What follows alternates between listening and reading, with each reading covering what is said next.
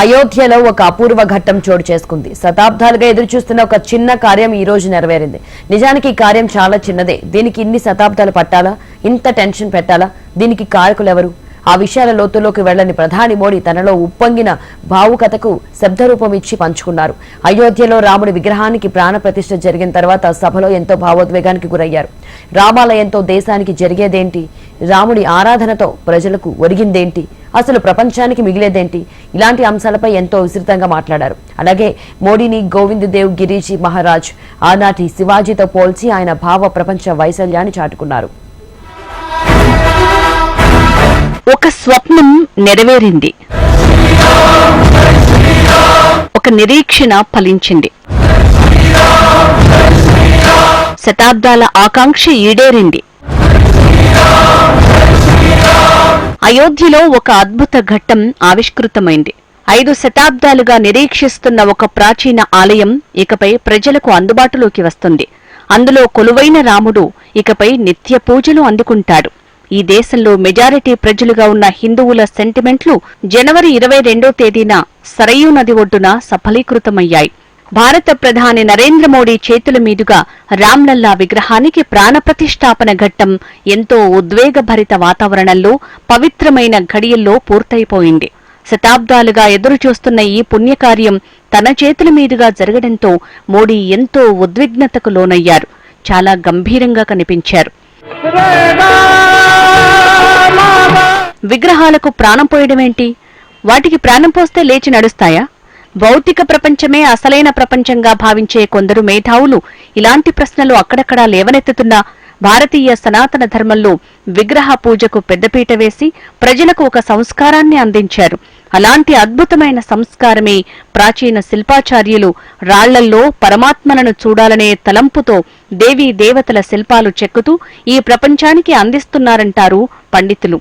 తాము మనోనేత్రంతో మనో సంకల్పాలతో చూసిన దేవీ దేవతల చిత్రాలను అందుకు తగిన రాళ్లను ఎంచుకుని వాటి మీదకు వంపి సామాన్య ప్రజలకు అసామాన్యమైన సంస్కారాలు అందిస్తున్నారు.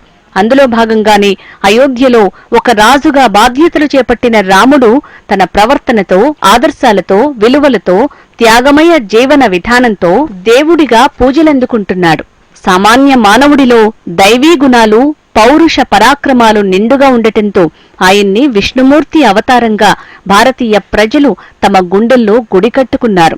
ఈ క్రమంలోనే అయోధ్యలో దాదాపు 4వ శతాబ్దానికి పూర్వమే రాజా విక్రమాదిత్యుడు రాములోరి గుడి కట్టినట్లు చరిత్రకారులు చెప్తారు. ఆ తర్వాత దాని జీర్ణోద్ధరణ కార్యక్రమాలు కుషానుల కాలంలో జరిగినట్టు చెప్తారు. ఇంతటి సుదీర్ఘమైన చరిత్ర ఉన్న రామాలయాన్ని 1528లో విదేశీ దురాక్రమణదారుడు బాబర్ ఆదేశాల మేరకు కూల్చివేసినట్లు ఆధునిక చరిత్ర చెప్తోంది. అప్పటి నుంచి నేటి వరకు అయోధ్య ప్రజలు రామ్లల్లా కోసం ఎదురుచూస్తూనే ఉన్నారు. ఒక్క అయోధ్య మాత్రమేనా? దేశమంతటా ఉన్న రామభక్తులు అయోధ్యావాసుడి శాశ్వతమైన గౌరవప్రదమైన నివాసం కోసం చకోర పక్షుల్లా చూస్తున్నారు. ఈ క్రమంలో దాదాపు 5 శతాబ్దాలకు 14వ ప్రధానిగా మోడీ చేతుల మీదుగా రాముడు ప్రాణప్రతిష్ఠకు నోచుకున్న ఘట్టం భారత చరిత్రలో శాశ్వతంగా నిలిచిపోతుందంటే అతిశయోక్తి కాదు. అద్భుతమైన రీతిలో ప్రాణప్రతిష్ఠ కార్యక్రమం పూర్తయ్యాక ఆలయ ప్రాంగణంలోని బహిరంగ సభ జరిగింది. ఆ సభలో ముందుగా మాట్లాడిన గోవింద్ దేవ్ గిరిజీ మహారాజ్ ఎంతో భావోద్వేగానికి గురయ్యారు.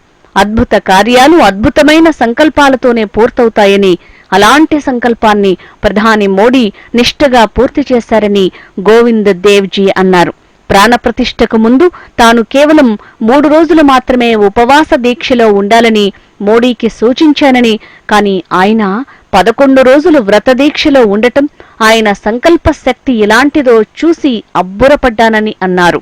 మోడీ ఇలాంటి దీక్షలు గత 40 ఏళ్లుగా చేస్తున్న విషయం కూడా తనకు చాలా దగ్గరగా తెలుసని పేర్కొనటం విశేషం. हम लोगों ने महापुरुषों से परामर्श करके लिखा था, आपको केवल 3 दिन का उपवास करना है. आपने 11 दिन का संपूर्ण उपोषण किया. हमने 11 दिन एक मुक्त रहने के लिए कहा था, उन्होंने अन्न का ही त्याग कर दिया. महाभारत में कहा गया है, अनशन ये सबसे बड़ा तप है, अनशन। और उसको उनके जीवन में साकार होते हुए मैंने केवल देखा नहीं, मैं थोड़ा तार्किक हूं। आपकी परम पूजनीय माता जी से मिलकर के मैंने उसको रिकन्फर्म भी किया था कि आपका ये अभ्यास 40 वर्षों का है।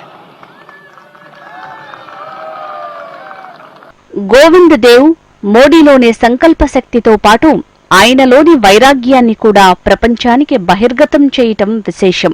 మోడీ 40 ఏళ్ల క్రితం సంసార బాధ్యతలు వదిలేసి హిమాలయాలకు తపస్సు కోసం వెళ్లారని, జగదాంబ ఆదేశంతో ఈ విధంగా ప్రజా జీవితంలోకి వచ్చి శతాబ్దాలుగా ఎదురుచూస్తున్న రామాలయాన్ని పూర్తి చేయగలిగారని దగ్ధమైన గొంతుతో పేర్కొన్నారు.